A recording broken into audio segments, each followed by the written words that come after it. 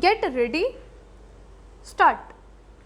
Sir, I would like to make a few observations so that the Honorable Minister will make a note about the way in which these institutions are being run. It is a good thing that these institutions have been started, but at the same time we are suffering from lack of coordination in regard to our technical education. We have certain institutes like the Polytechnic etc.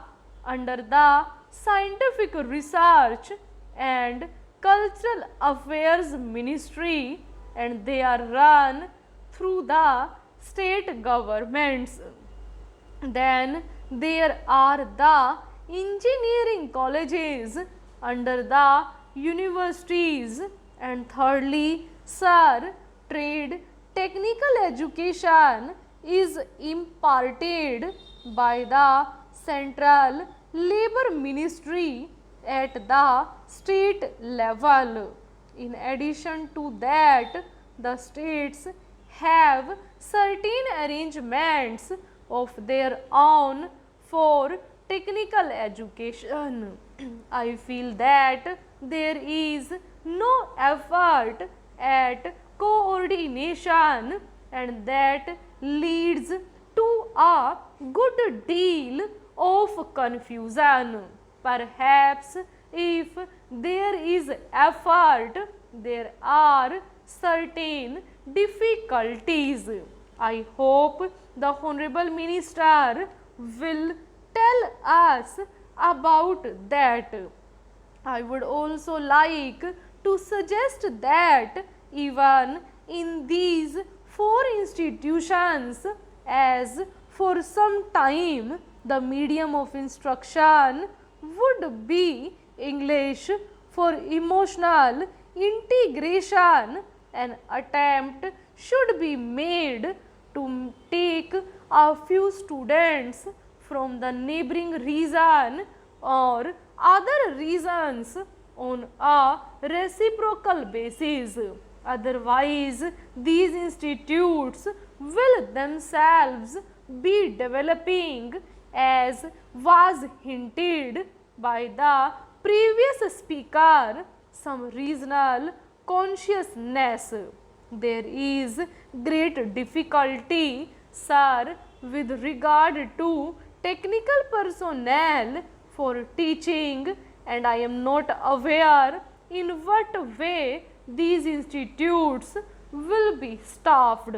Perhaps some foreigners will be brought in, but at the same time, with the arrangements existing at present for taking technical help from different countries, Russia, UK, USA and Germany, I do not know whether there will be special courses provided in these institutes for the teaching staff from those different countries. What arrangements there are, one does not know. In the present arrangement for teaching, I should have liked to mention the fifth arrangement for teaching at present provided through the various industrial concerns like Bhilai, Rourkela, etc. All these big concerns have their big technical schools, and they take their students for postgraduate work as also for research work. What will therefore happen with regard to the standard is a question. Sir, we are not at all sure in our country about the correct use of terms. I would, for instance, mention here the word polytechnic. They have one school, and even if there is arrangement for starting another subject, no effort is made, and no sooner they feel they should give guarantee of some sort of technical education without proper inquiries with regard to the possibilities for employment and the various mineral resources, etc., and the basic education that should enable the students to enter the polytechnics to have the training where it is available. These polytechnics are started. Similarly, there is some confusion about the use of the word university. We have the Roorkee University for one subject, namely engineering. So it seems there is going to be one university for one faculty.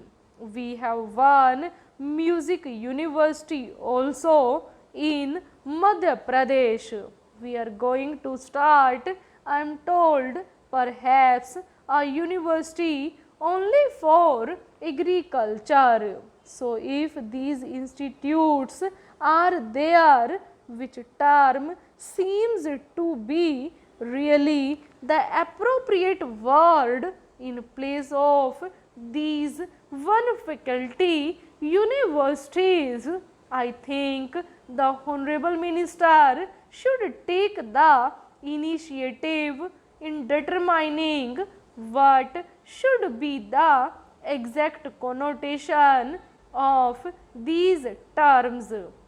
Otherwise, one day, as was pointed out, there will be perfect confusion. There comes also the question of the recognition of the degree given by these institutes.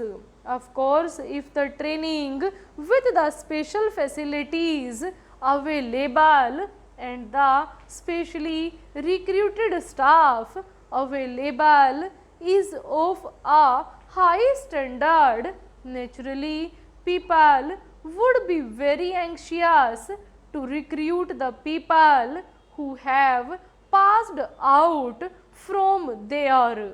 In the beginning, there will not be any trouble with regard to making use of the graduates turned out from there. But the question of recognition has to be decided on certain principles, and those principles should be laid down and followed from the beginning. Now, I would like also to mention the question about scholarships. It was pointed out that certain scholarships, especially to the children of the working class, should be given. I would like to point out here that there is already provision for that, and it is not something new. What I would like to stress is that scholarships should be in larger numbers. The scholarships do not seem to be adequate for the rising standard of living and the cost of living. The scholarships that are given do not meet half the need. There is yet another matter which the Honorable Minister is the proper person to inquire about, and that is the merit scholarships that are available in different states to students for technical subjects.